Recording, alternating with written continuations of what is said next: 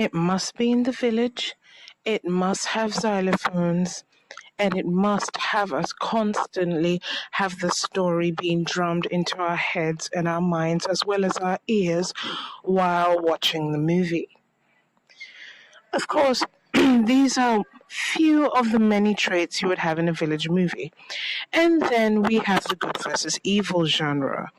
Well, what can you say about the good versus evil genre?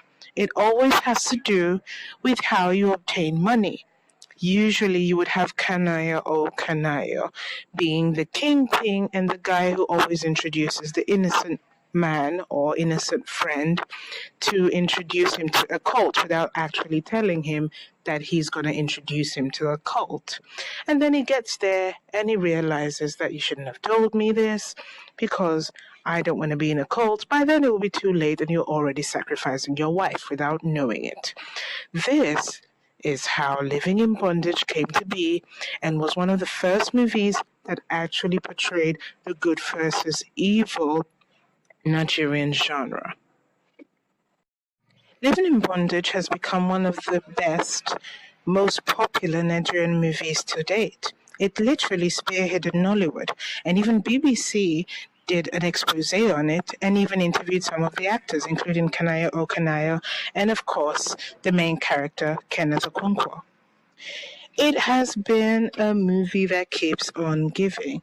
And despite the fact that it had quite a cheap production value, it has turned out one of the best known Nollywood movies and also given us such a heritage to look on when we think of Nigerian movies and fondly with the Nigerian movie industry in general.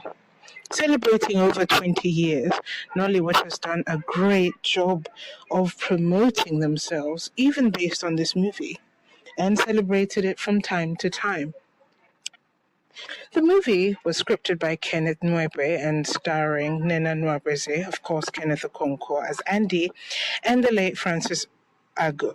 Oh, not to mention a young, skinny Bob Manuel Udoka, fresh off Checkmate fame. So we go straight into the movie that spearheaded the Nigerian movie industry as we know it.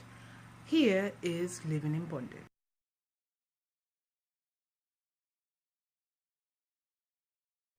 So we start with Andy chilling off in his home and setting up a stereo.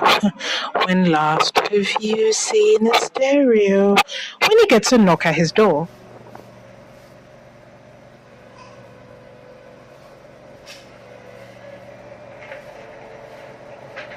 Turns out is another sack letter, having worked at 5 companies already, as he tells us in the subtitles, and that he's tired of living his life in penury.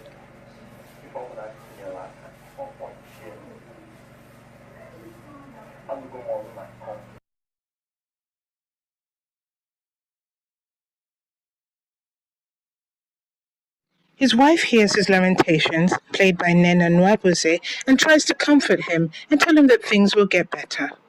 Also letting him know of her fears that she might be losing him and he might be going into evil ways. If only he knows what we know now. Meanwhile,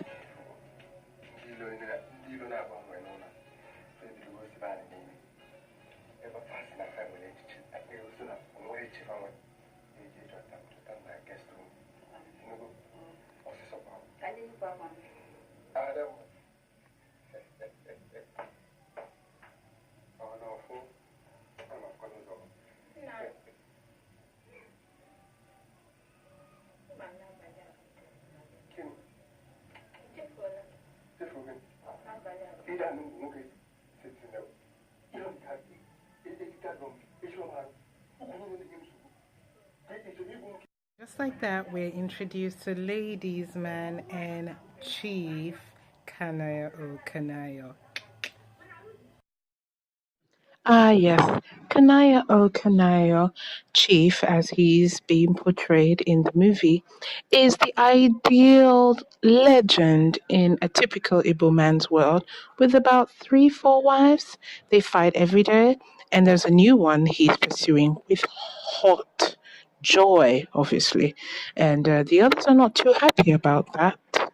That's the way the cookie crumbles. folks, that's it for part 2.